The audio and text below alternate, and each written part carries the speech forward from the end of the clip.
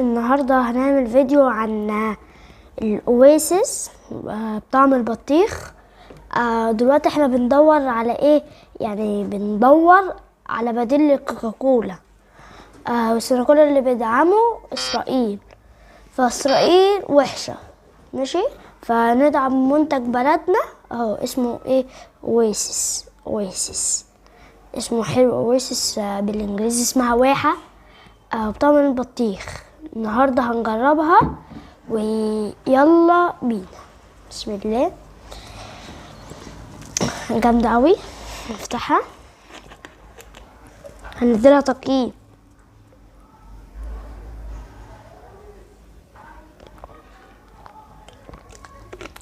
لسعة، طعم البطيخ فيها باين، يعني الفاكهة بتاعتها باينة وحلوة، فهي انصحكم تجربوها.